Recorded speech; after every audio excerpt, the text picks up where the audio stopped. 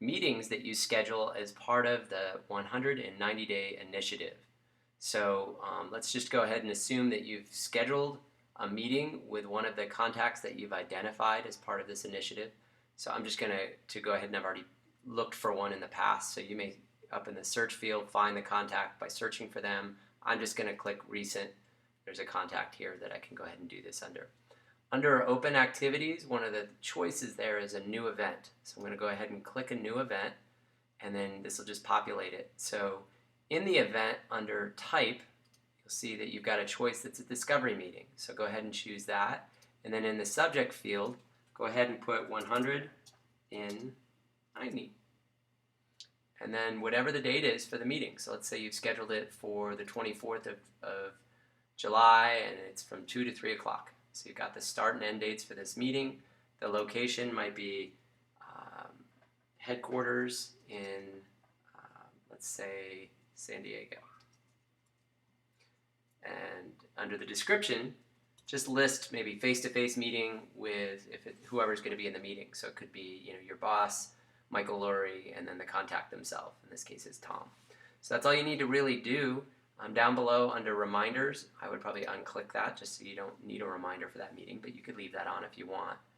And that's pretty much it. You can just go ahead and hit save, and you've tracked that meeting that you've scheduled. So what I'm going to do also would be is, some options could come up. So let's say Tom decides he needs to push back this meeting. You just find your way back under the contact name. You go to under your tasks, and you'll go ahead and find this event. And you just click on the date, and you'd move the date. So let's say he pushed it back to the 31st of July.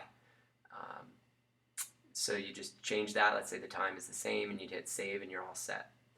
So the other option would be is, let's say Tom, for whatever reason, just cancels the meeting. He's not rescheduling it, he's canceling it.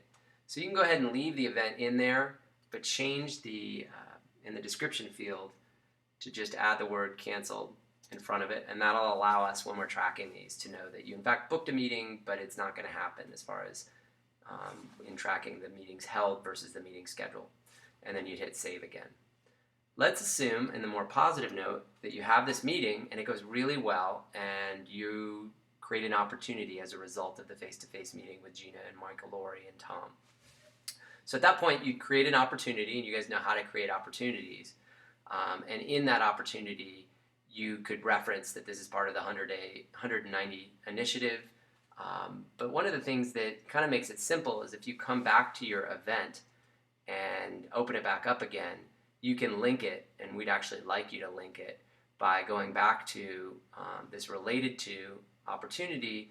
There's a little magnifying glass to the right of that. You click on the magnifying glass, and it allows you to look up the opportunity that you entered. So you just, in the search box, find that opportunity, click on it, and that will link it up to this opportunity. And that'll allow us to see not only what meetings were scheduled a part of this initiative, what ones were held, and then we can follow the opportunities through the sales cycle for the opportunities that resulted from these meetings that were scheduled as a part of the 190-day initiative.